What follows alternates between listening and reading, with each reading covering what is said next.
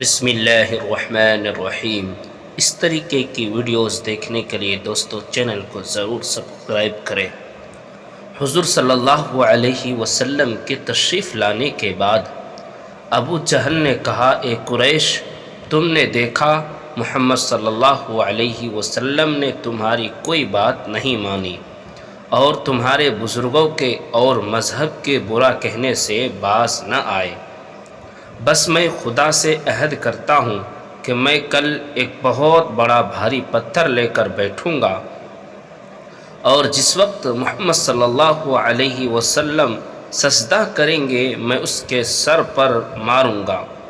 تم مجھ کو اپنی پناہ میں لے لینا، پھر بنی عبد مناف یعنی حضور صلی اللہ علیہ وسلم کے خاندان والوں سے جو ہو سکے کرے۔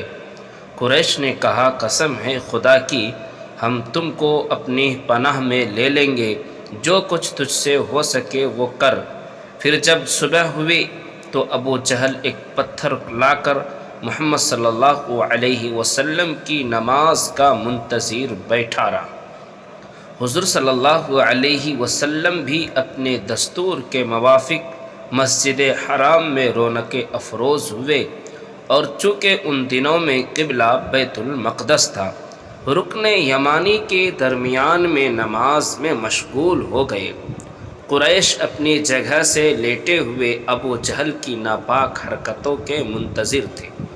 چنانچہ جس وقت آپ صلی اللہ علیہ وسلم نے سجدہ کیا، ابو جہل وہ پتھر لے کر محمد صلی اللہ علیہ وسلم کے سر مبارک پر مارنے کے واسطے چلا، یہاں تک کہ جب آپ صلی اللہ علیہ وسلم کے نزدیک ہوا تو پھر وہاں سے پیچھے کو ہٹ گیا، یہاں تک کہ پتھر اس کے ہاتھ سے گر گیا، اور وہ نہایت بدحواس اور خوف کی حالت میں اپنے قوم کے پاس آیا۔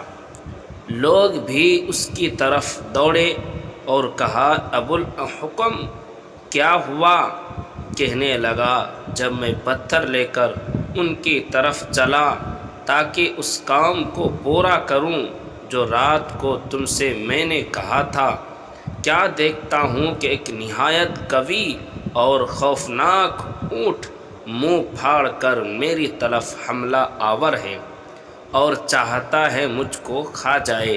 میں فوراً ہی پیچھے ہٹ گیا، ورنہ جان بچنی مشکل تھی۔ ابن اسحاق رحمۃ اللہ علیہ کہتے ہیں کہ حضور صلی اللہ علیہ وسلم سے جب یہ واقعہ عرض کیا گیا تو فرمایا، وہ جبرائیل علیہ السلام تھے، اگر وہ میری نزدیک آتا تو ضرور اس کو پکڑ لیتے۔ دوستو، اس طریقے کی ویڈیوز دیکھنے کے لیے ہمارے چینل کو ضرور سبسکرائب کریں، لائک اور شیئر کریں۔ خدا حافظ۔